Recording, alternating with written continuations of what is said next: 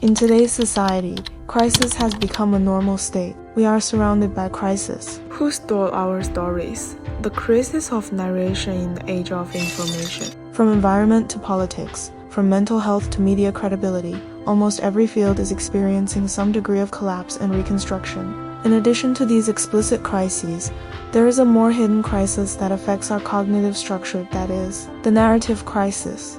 Narrative is essentially a way to organize experience and convey meaning. It helps us understand who am I and what are we going through. But now are the audience gradually losing this ability? Although there are more and more news reports and the headlines of major news websites are changing every day, the news reports are becoming more and more broken and superficial. The process of telling a story has been replaced by releasing content and creating attention. Philosopher Han points out this point, an era where stories are commodified. Information is overstimulated and meaning is constantly lost. Narratives are no longer shared wisdom.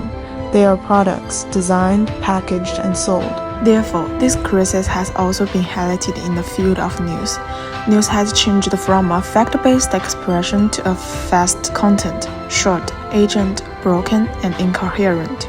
From structured reports to title parties, in-depth close-ups to 13-second short video, the information is cut into disposable consumer goods. We lose the temporal continuum. Algorithm and digitization are gradually replacing structured news presentation. Han pointed out information becomes a stimuli-result orientation. News is increasingly like a material to input senses, rather than a meaning channel that guides us to understand the world. In an era when truth is difficult to distinguish between truth and falsehood, news has become more like a battle for attention than a telling of the truth. In order to compete for traffic, some platforms choose to exaggerate, distort, or even fake, making narrative a tool to manipulate emotions rather than a bridge to understand the world.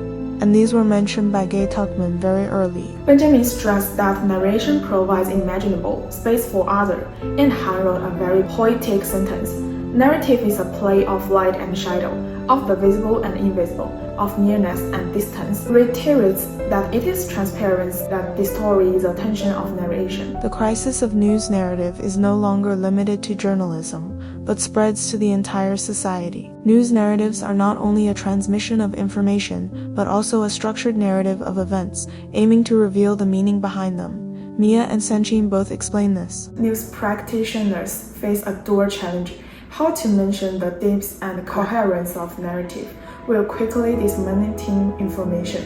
It must be wary of that navigation does not equal storytelling, as readers are losing patience and no longer willing to listen carefully and read in depth. This question may be the real starting point of the news narrative crisis. Unlike traditional media, social platforms tend to be content slicing and emotional orientation. Google, as the largest news website once, has gradually been replaced by Facebook and Twitter. More than 95% of news sites allow users to redisseminate or engage in interactions via social media. Users are exposed to countless information.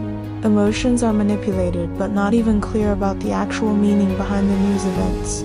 In June 2025, large-scale anti-government protests broke out in Kenya to commemorate the first anniversary of the deadly demonstrations caused by tax increases in 2024. During the protests, the government ordered the closure of live coverage of media, including KTN and NTV, to limit the spread of information. The examples of Kenyan protests certainly reveal the absence of the media in reporting, which is a typical manifestation of the post-narrative era of formally authentic but empty expression. Create excessive information noise. Intensify various emotions every minute and second.